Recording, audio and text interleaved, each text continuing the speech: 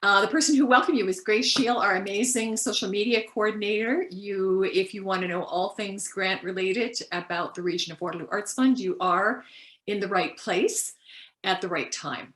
I am Susan Scott. I'm co-chair with Lindsay Golds of the Arts Fund, and I'm here tonight with a few board members, and we're here to answer all your questions grant related, especially for the fall grant round, which the deadline for which is 1 month from today. So you're in the right place at the right time. We'd like to open this hour with a land acknowledgement by saying that the Region of Waterloo Arts Fund is situated on the Haldeman Tract. This is land that was promised to the Six Nations and was traditionally used by the Haudenosaunee, Anishinaabe, and neutral peoples. We are grateful to have the opportunity to live, work, create, and to meet on territory protected by the dish with one spoon wampum. The enduring presence, philosophies, and deep traditional knowledge of First Peoples are foundational to the arts and culture of this place. We are committed to supporting local creators by acknowledging the collective past and respecting the contributions of all peoples. So to all of you who have gathered, it's great to have a chance to meet you. I think we have a healthy group of people gathered tonight. This is terrific. In the old pre-COVID days, we would have invited you all to the region. We would have had snacks, milled about in a room, had a little coffee, tea, the chance to meet each other and greet each other in an embodied way. But Zoom allows more people to participate, and people from far and wide all throughout the region. So we're actually grateful to have this. We're especially grateful to our host, Cambridge Art Galleries, for sponsoring this tonight. And our behind the scenes person who's made that possible is Gabrielle Clermont. I'd like to acknowledge her for making all of this so elegant and such a simple procedure. As I say, the window for the fall round of grant applications closes October 14th, 1 month from today. So we're here to answer your questions so you feel confident in applying. We're going to go straight into basically a presentation. It gives you an idea to orient you to the fund, the kinds of things we look for. After the presentation is over, then we'll open up to Q&A. So thank you for that. And I'm going to turn this over to my colleague, Carol Ann Trites, who is going to take us through the presentation, courtesy of Bill Chesney, who's monitoring the slides. Thank you. Thanks, Susan. Hi, everybody. As Susan said, my name is Carol Ann Trites. I've been on the board now for maybe 5 years. In my previous life, I made my living as a classical singer. So it's my pleasure to take you through this slide deck tonight and tell you a little bit about the Region Waterloo Arts Fund, highlight some of the really quite amazing projects that we've funded. It's hard to find some to highlight because there's so many, but we've tried. And then once I'm done talking at you, you will get a chance to ask any questions that you would like, as long as it's not my age. So here we go. So I'm going to start with a few of the, we're going to go through some slides here. So the Region of Waterloo Arts Fund was established in 2002. We're celebrating that anniversary this year by not doing anything and wasting any of the money that we'd like to give to artists. Established by the region to be arts at arm's length from the local government. Up to this point, we've awarded just over $4 million to project-based arts grants throughout the region, which includes the cities of Cambridge, Kitchener, and Waterloo, and the townships of Wellesley, Wilmot, Woolwich, and North Dumfries. Do it, Bill. So this is one of our projects. This was a really neat project in 2020 in response rather to the Black Lives Matter movement by Rufus John, headed up by Rufus John. He was the grant writer. And he wanted to do something to encourage justice and equity and a change in society. And Bill, maybe you could just activate one of those videos. We, the Black gifts, are the first to be accused and the last to be believed. We are the guilty until proven innocent, the aggressor despite the evidence. We are the hoops for which loopholes are made. We are the ones who meet death on cold asphalt, discarded like roadkill. We are the ones, worthless bodies packaged in black skin that nobody seems to want. We are the voiceless. We are the ones. No liberty and ain't got no choice. Take my opinion. You better take my voice. Put it in the groundwater and replace. Seeds are growing out tethered by the shade. You try to root us out, but we still remain. You're getting worried now because we changed the game. We got freedom marching. See the army rising. To the walls come tumbling. Hear the thunder rumbling. There's a jury coming. We won't give up now. To the walls come tumbling. Tumbling down. Thanks, Bill. Thanks, Bill. It's when this grant came through, he was looking for money from us to help do the video, as I recall. The song is so powerful. The video is great. The Freedom Marching Project continues on if you wanted to check it out online at freedommarching.ca. We were really very excited to be part of that project. Bill, can we look at the next one? Oh, I love this one. This is a movie from a young filmmaker in town called The Starting Point that was about to highlight the issue of homelessness. Really, really powerful. If you ever get a chance to see it, I don't know whether we've heard back. She was going to put it into film festivals and things like that. But it was about three friends, herself, Tessa, and two friends of hers who walked 65 kilometers in the middle of winter across the region. And there are interviews with people from the homeless community. There are interviews with people from the social networks that try to help the homeless in the community. It's really powerful. Bill, do you want to just show a little bit of one of those clips we've got at the bottom? Well, guys, do you think you're ready or what?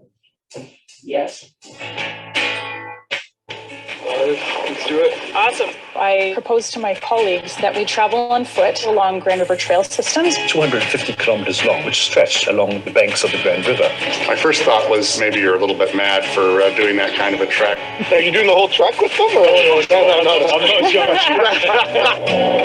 How was an idea like this born? Our community is becoming inaccessible for a huge number of people. So how many people do you think are homeless right now in Waterloo Region? Easily 1,000. We've seen in the last year really unprecedented numbers of homeless people. Our affordable housing list has a 7-year wait list in the region. The demand far exceeds what we have. If you're low income, good luck finding a place.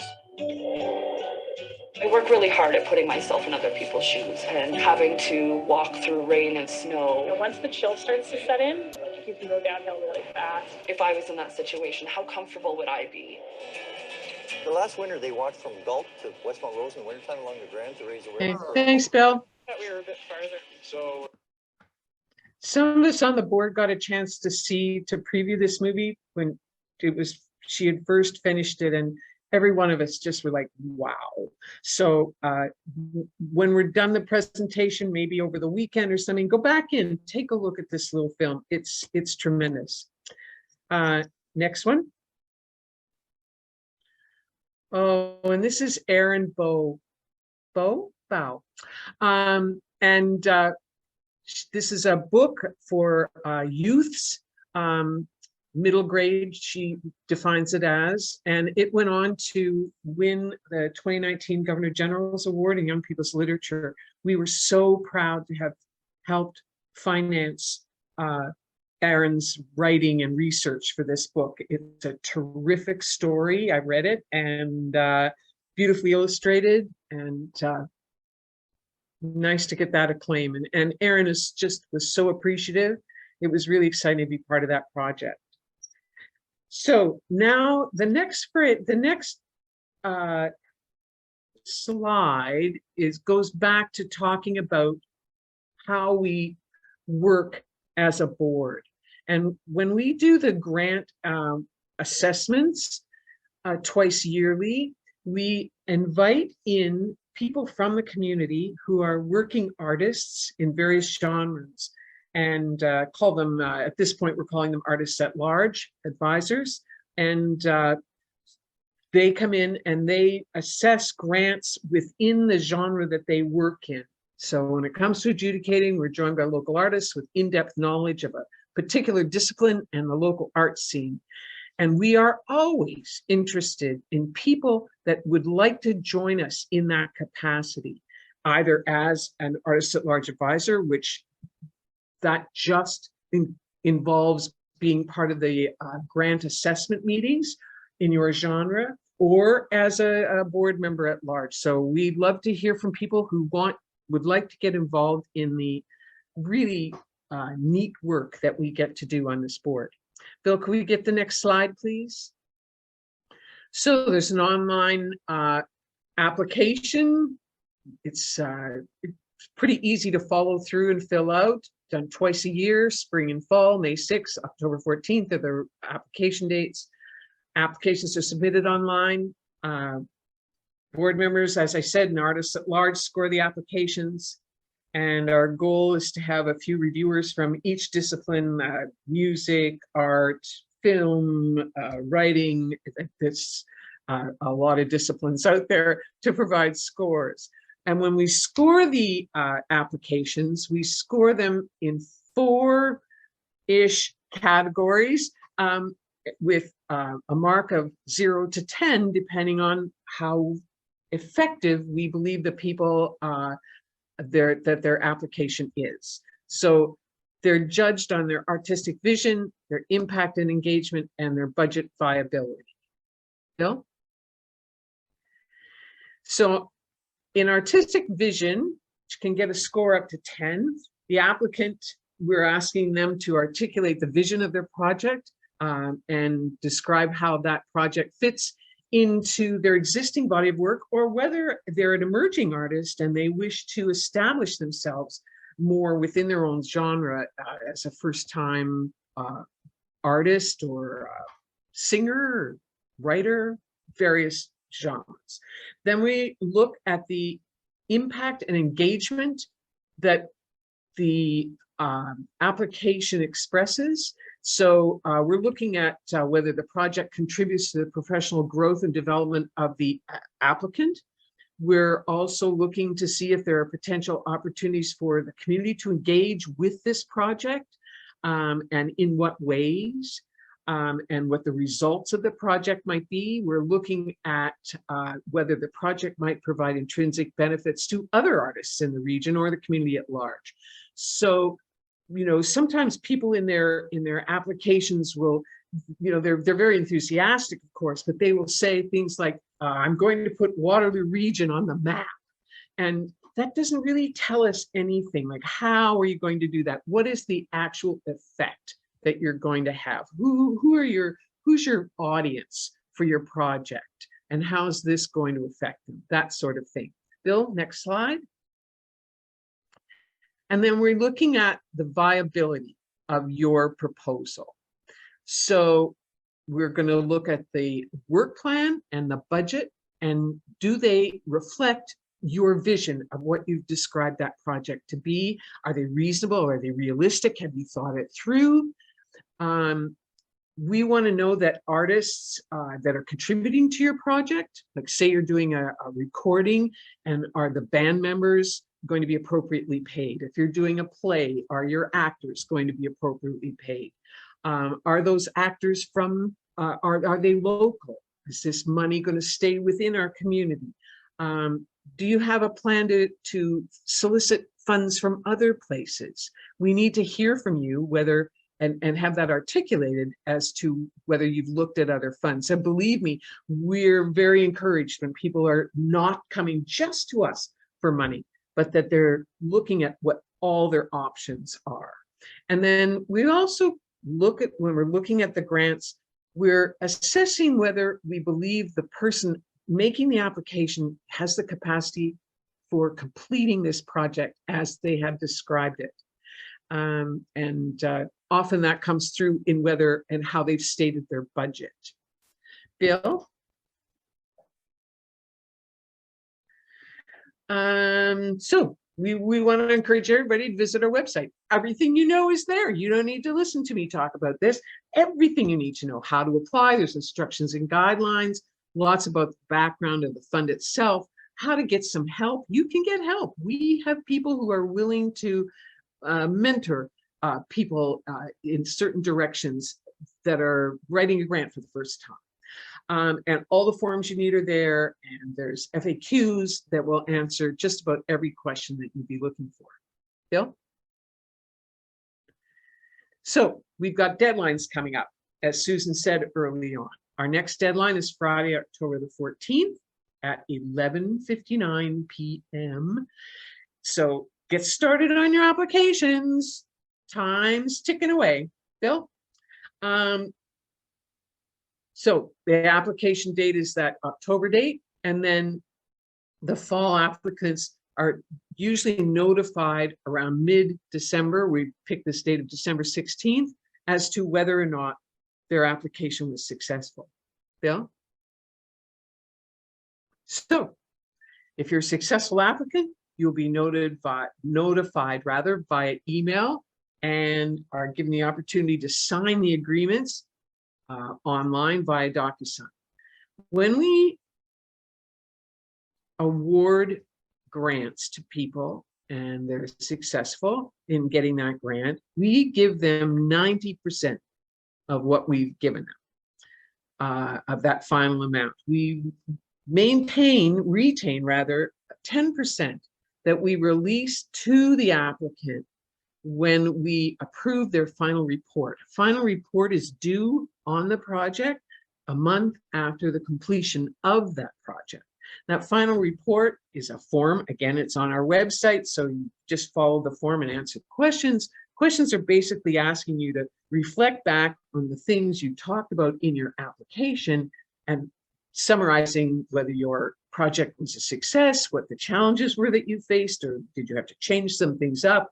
As we found during COVID, of course, there was all kinds of changes that people had to make on the fly when they couldn't do a live concert and they had to switch to virtual projects. We want to see budgets. We want to see their budget that they put in their original application. We want to see the final budget and just compare the two. And just speaking of budgets, while I'm saying that word, my head is going, don't forget, we want you to, we want applicants to make sure that their budgets balance. What the money coming in and the money going out have to be the same amount of money. If you need help figuring out how to do a budget, we've got people that can help you with that too. Bill? So, tips, okay.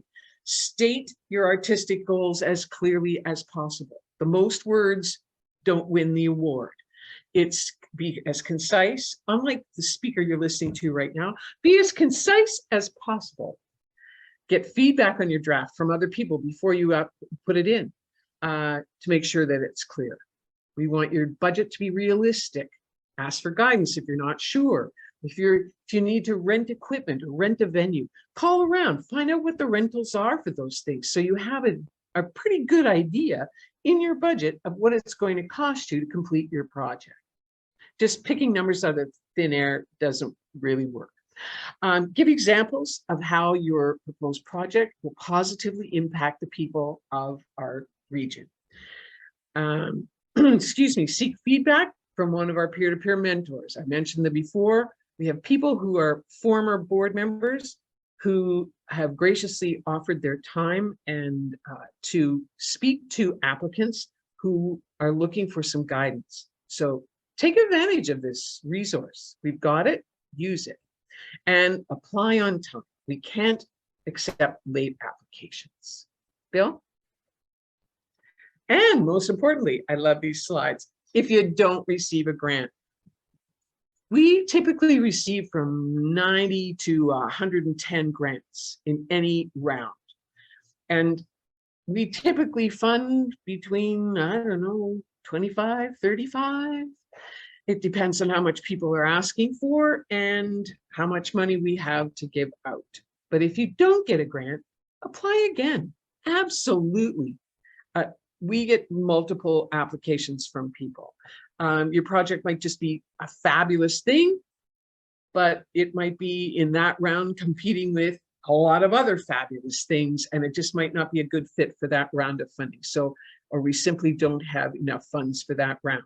So if at first you don't succeed, try again would be your motto when applying for grants. Bill? Oh, Grace is going to talk about these slides. Hiya, so I'm Grace. I'm the social media coordinator with the Regional Waterloo Arts Fund. It means I get to have the pleasure of meeting you all and engaging with you all across our 3 platforms on Instagram, Twitter, and Facebook.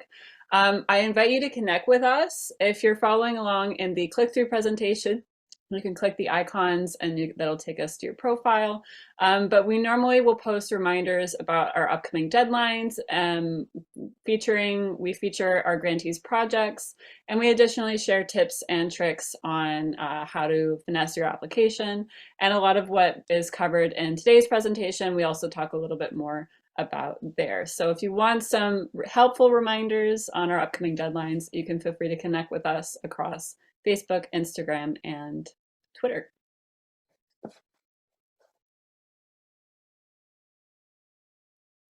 And I'm not sure if Carolyn, you want to talk, or I can keep talking. No, I'm good. Are you tired of hearing me? So I think I have 3 more projects that we funded that we want to mention. This one is called Every Refugee is a Poem. It's an interdisciplinary project that we were thrilled to help fund. Poem writing, recitation, music creation, media arts, which was celebrating Arabic heritage. It got some good response. The next one is called Behind a Mask. This was a textile art project by a young woman named Brenda Reed, who was a grad of the UW School of Architecture. And during COVID, I think it was like October of 2020, she did this project where she made available through art galleries and community art centers kits where people could pick them up, and what they got was material that would be like a face mask. And people decorated them, made statements on them about how they felt about COVID, or how they felt about being isolated. It was a truly huge community art work. And then she put them all together into this, you can see that bottom picture, this ginormous art display. And it's been displayed in parts in various venues. It's been displayed in full at a couple of venues. Really quite a moving piece. She, as I say, it began in October 2020, and she worked on this till April 2021 when she put this together and it was starting to be shown to the public. Bill? And this project, again, Dancing Within Our Worlds, interdisciplinary and international. As it says here, collaboration between Cambridge-based artist Heather Coxis, who makes these incredible structures. And then there was a videographer, Gary Kirkham, and Gary has joined us as an artist at large at some of our meetings.